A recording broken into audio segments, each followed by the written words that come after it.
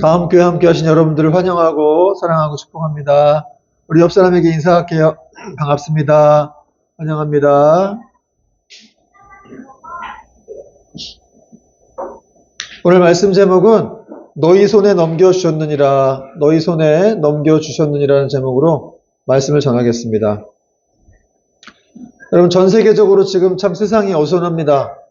각종 전쟁과 분쟁 등으로 지금 중동 지역도 그렇고 우크라이나 지역도 그렇고 참 어수선합니다.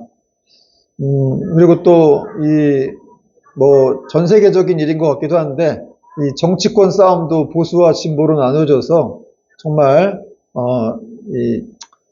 마음 편한 날이 없는 것 같습니다. 여러분, 이런 때 정말 우리가 서로 배려하고 양보하면서 사랑과 용서로 인한 평화가 절실히 필요한 시대인 것 같습니다. 정말 지금은 기도가 참 필요한 시대인 것 같다는 생각이 듭니다. 여러분, 이 세상을 위해서 기도하고 있습니까? 여러분, 우리나라와 또 가정을 위해서 또 기도해야 될 줄 믿습니다. 기도할 때 하나님께서 역사하실 것이기 때문에 그렇습니다. 예레미야에게도 하나님이 이렇게 말씀하셨어요. 너희가 사는 성읍을 위해서 기도하라. 예레미야 29장 7절이죠. 그 성읍이 평안함으로 너희도 평안할 것이니라. 그 성읍이 평안해야 우리도 평안할 수 있다는 거예요.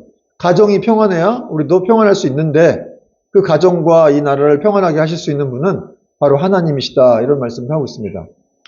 오늘 우리가 살펴볼 사사기도 상황이 참 암울하긴 마찬가지였어요. 이 기간이 힘들고 암울했던 이유는 여호수아가 죽고 난 다음에 또 이 하나님의 큰 일을 행하신 그 장로들이 죽고 난 다음에 다음 세대로의 신앙이 연결되지 못했죠. 신앙 유산이 넘어가지 못했어요. 그래서 그 사사기 시대를 표현하기를 왕이 없어서 각자의 소견대로 행한 시대였다. 이런 말을 했어요. 하나님이 없는 시대였습니다. 왕이 없었기 때문에 각자의 소견대로 이렇게 행하다가 그들은 큰 어려움을 당했습니다. 그래서 사사기에는 한 가지 패턴이 나타나는데 이렇게 백성들이 하나님 앞에서 죄를 지으면 또 하나님이 대적들을 이렇게 사용하셔가지고 그들을 혼내주십니다. 괴롭히셔요. 그리고 또 백성들이 뭔가 깨닫고 하나님께 돌아가고 회개하면 또 하나님이 사사를 보내가지고 그 나라를 구원해 주시는 그런 패턴이 계속 반복되고 있어요.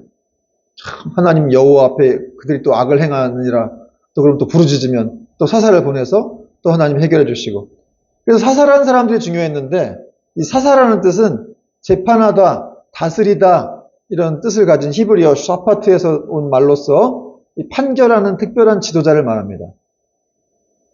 우리가 아는 사사들이 누가 있죠? 여러분 아는 사사들 누가 있습니까? 기드온, 입다, 온니엘, 왼손잡이 에훗 다 기억나시죠? 근데 여선지자 사사가 있었는데 누굽니까?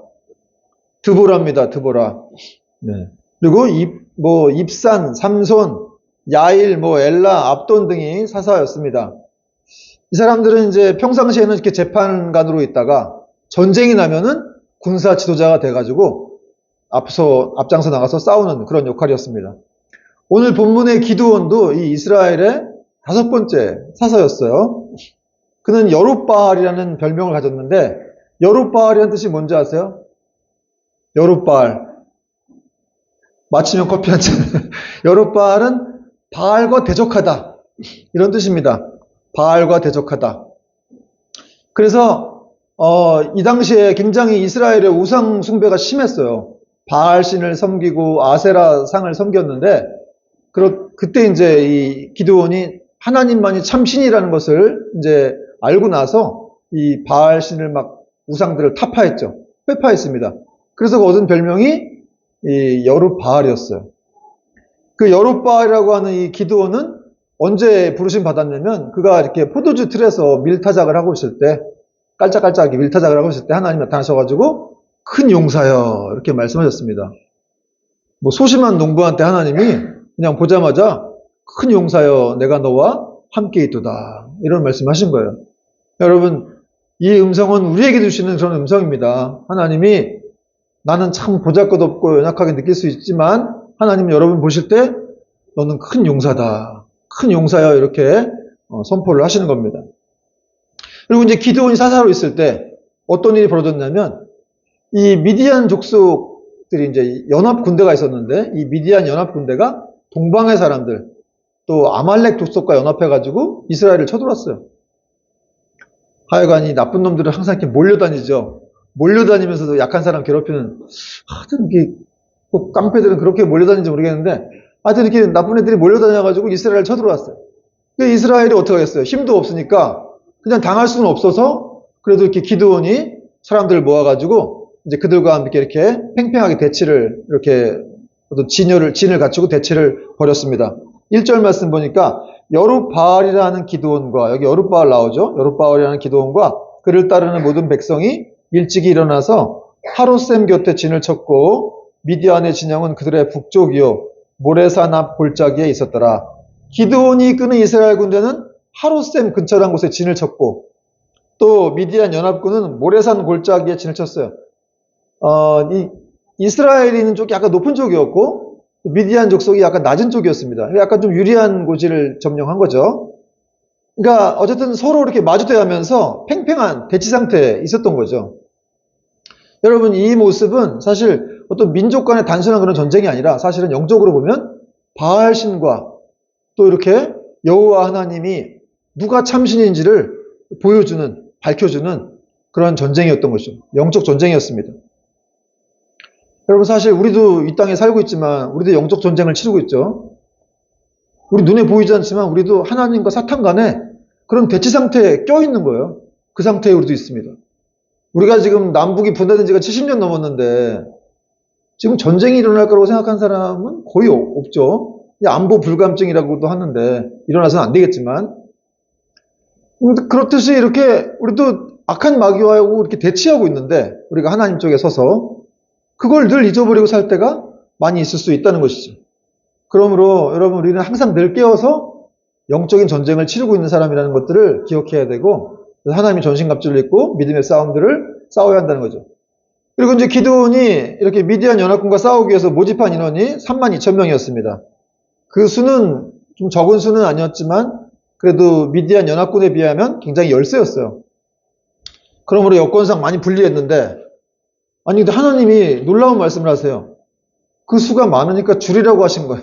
2절 말씀 같이 한번 읽어볼게요. 2절 시작. 여호와께서 기드온에게 이르시되 너는 따르는 백성이 너무 많으니 내가 그들의 손에 미디안 사람을 넘겨주지 아니하리니 이는 이스라엘이 나를 거슬려 스스로 자랑하기를 내 손이 나를 구원하였다 할까 함이니라. 아니 지금 있는 숫자 갖고 싸워도 될까 말까 하는데 많다고 줄이라고 하시는 거예요. 여러분 이 이스라엘 백성은 32,000명이고 미디안 연합 족속은 13만 5천 명이었습니다. 4분의 1도 안 되는 거예요. 하나님이 왜 많다고 줄이라고 하셨을까? 여기 밑에 이 내용이 나오죠. 그래서 만약에 기드온이 이끄는 이 자기 그 군대가 만약에 이 미디안 연합 족속을 이겨버리면 하나님께서 하신 것이라고 생각하고 그걸 인정하고 영광을 돌리지 않고 자기들이 한 거라고 생각하고 그 영광을 가로챌까 하나님이 걱정하신다는 거예요. 그래서 하나님께서 사람의 속마음을 다 아시기 때문에 그들의 어떤 그런 마음들을 아시고 더 이렇게 적은 수로 싸움해라 이렇게 말씀하신 거예요. 여러분 이런 말씀을 통해서 하나님은 이렇게 인간이 어떤 그 자기 힘과 능력으로 하나님의 영광을 가리우는 것을 굉장히 기뻐하지 않으신다는 것을 알 수가 있습니다. 하나님은 어떻게 보면 탁월한 이렇게 힘과 능력을 지닌 사람들보다도 오히려 능력이 없는 약한 자들을 사용하셔서 하나님의 어떤 그런 일들을 하시기를 기뻐하시는 거예요. 여러분 하나님 모세를 몇 살에 사용하셨어요? 80세죠. 그 잘 나갈 때는 40세가 애굽 왕자로 있을 때 나이가 40세고 지혜와 뭐 여러 가지 막 그냥 힘도 넘칠 때인데 그때는 안 사용하셨어요.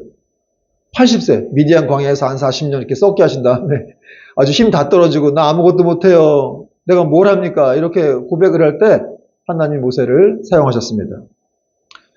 그리고 40년 더 살게 하셨어요. 120세까지. 124까지. 그러니까 뭐 충분한 거죠, 사실은.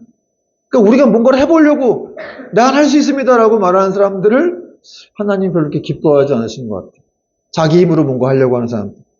또 예수님도 제자를 선택하실 때 어떠했습니까? 당시 사회적으로 아주 비천하고 아주 못 배운 사람들을 다 제자로 선택하셨습니다.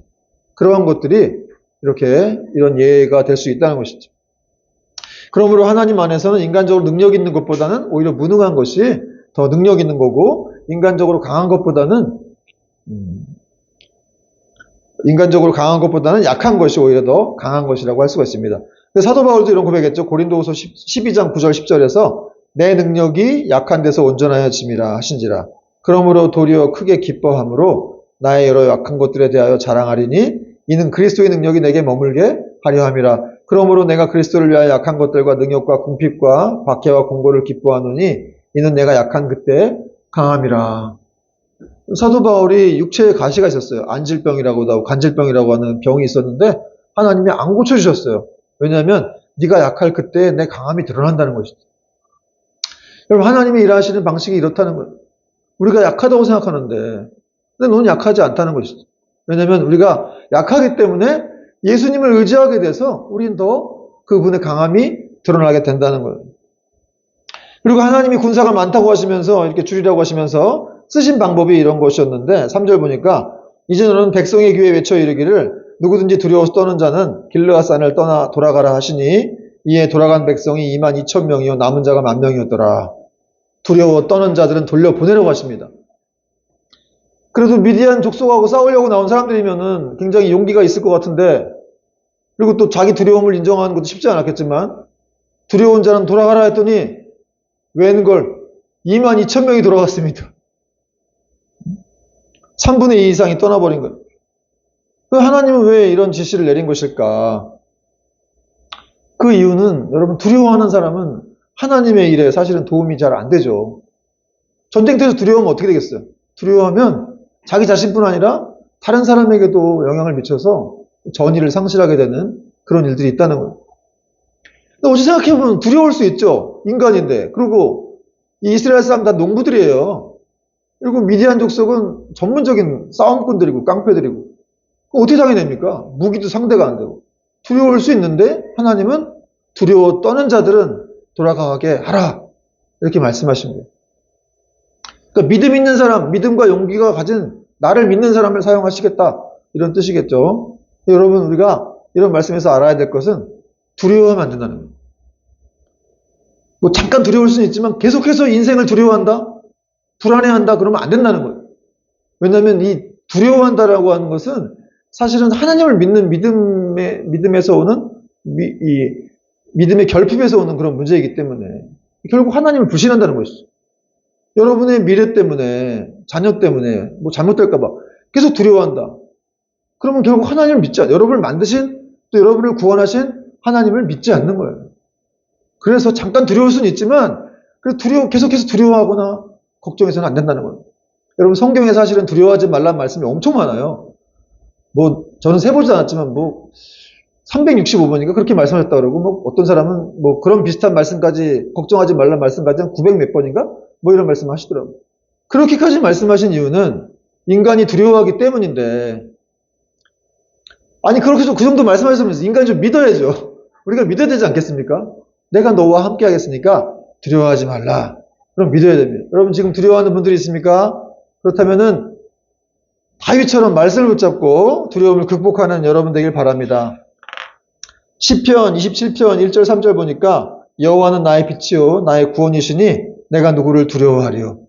여호와는 내 생명의 능력이시니 내가 누구를 무서워하리요. 군대가 나를 대적하여 칠지라도 내 마음이 두렵지 아니하며 전쟁이 일어나 나를 치료할지라도 나는 여전히 태어나리로다. 다윗은 여호와는 나의 빛이시고 나의 생명이라고 고백하면서 그분이 나의 그렇게 생명이 되시고 빛이 되시기 때문에 군대가 와서 나를 진짜할지라도 난 두려워하지 않겠다.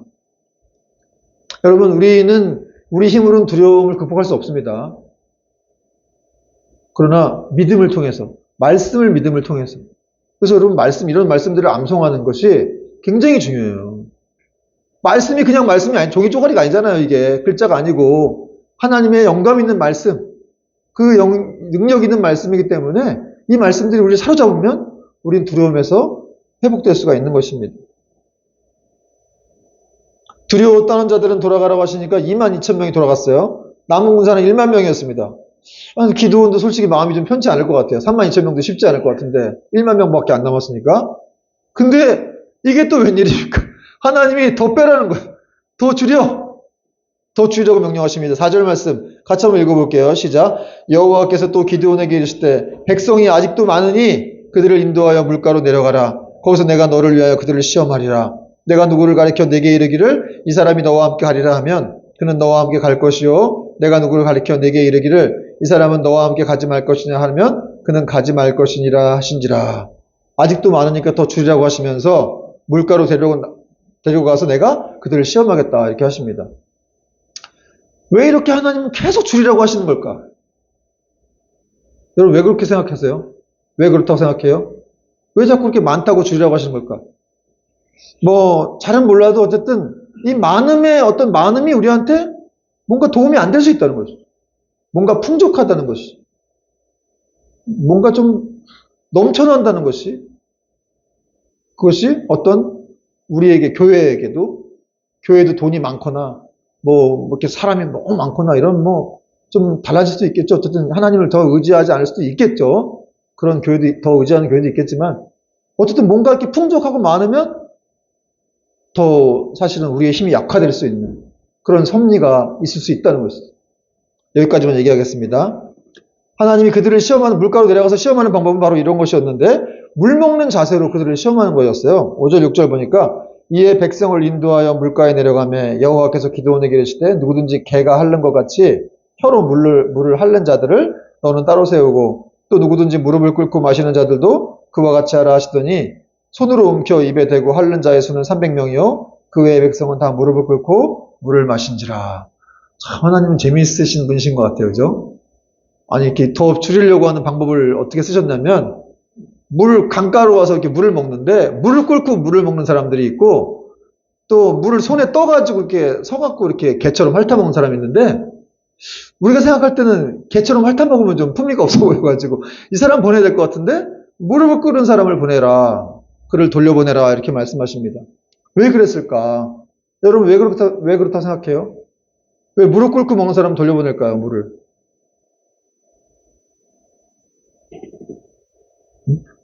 이게 무릎 꿇고, 여러분, 사실은 이제 인간이 극한 상황에서 목마르니까 그냥 뒤도 안 보고 막 물 먹는 사람이 있을 거예요. 그런 어떤 본성들을 거기서 나오는 자세를 이제 보려고 하셨던 것 같은데, 이렇게 이 전쟁 중이잖아요, 지금. 전쟁 중인데, 물을 끓고 얼굴을 그냥 강물 속에 쳐박고 물만 막 먹는 사람은 경계를 못 하잖아요.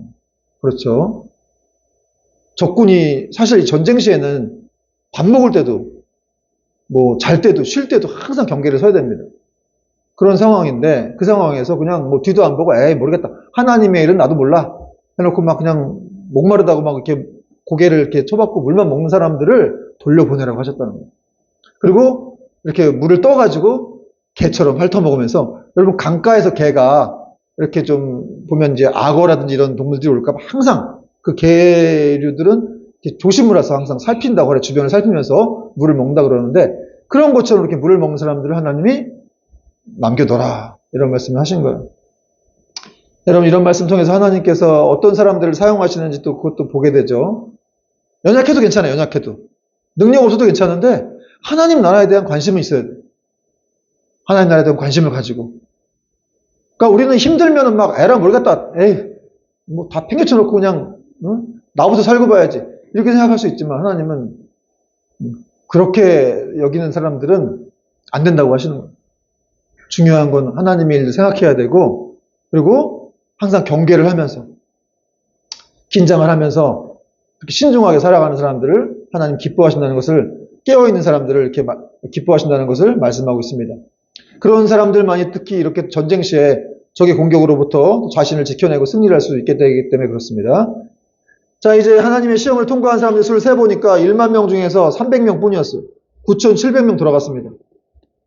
그런데 하나님께서 이때 놀라운 말씀하셨는데 내가 그 300명으로 너희를 구원할 것이다.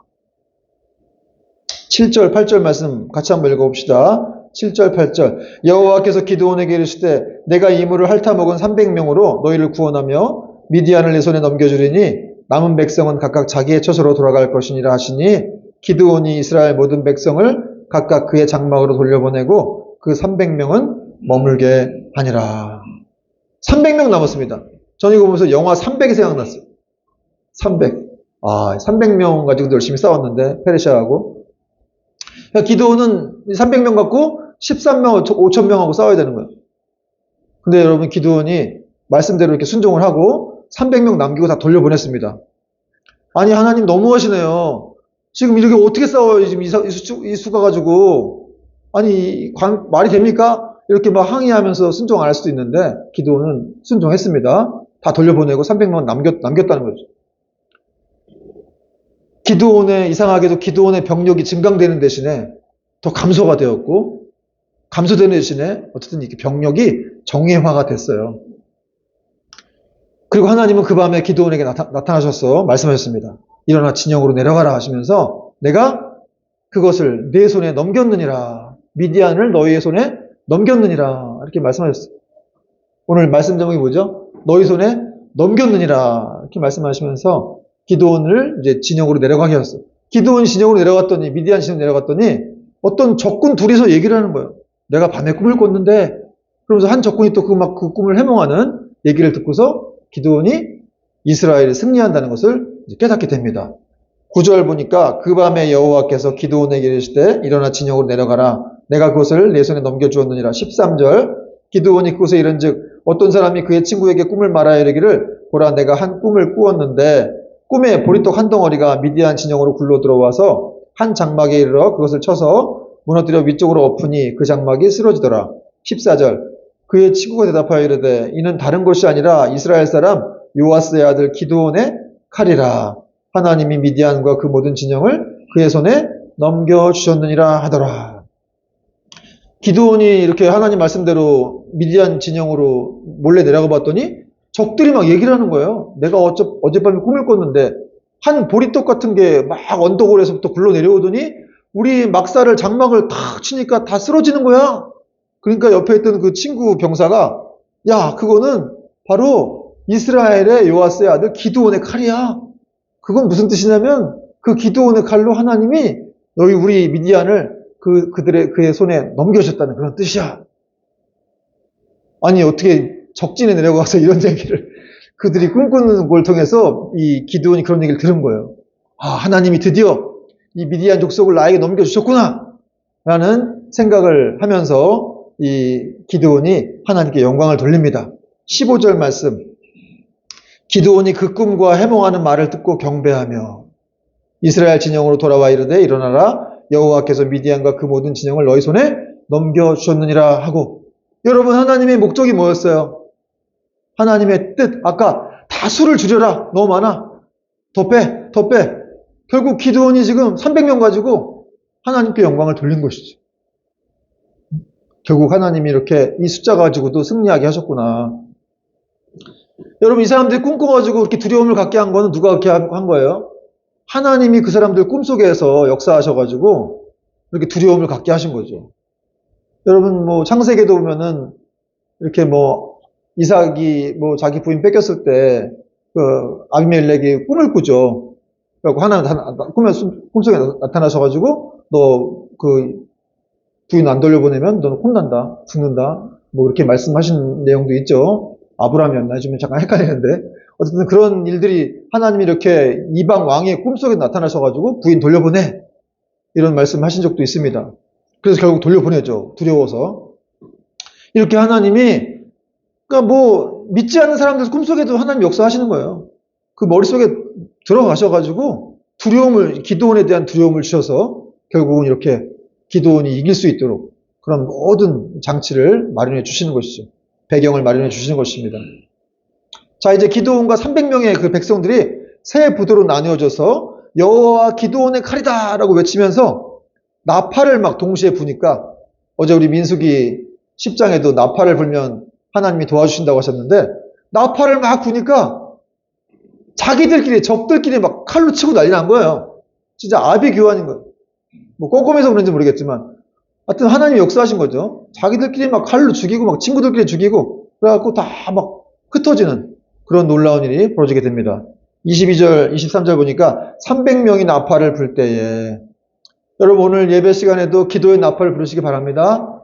찬송의 나팔도 부르시고 하나님을 이렇게 찾는 거예요. 그게 나팔이에요.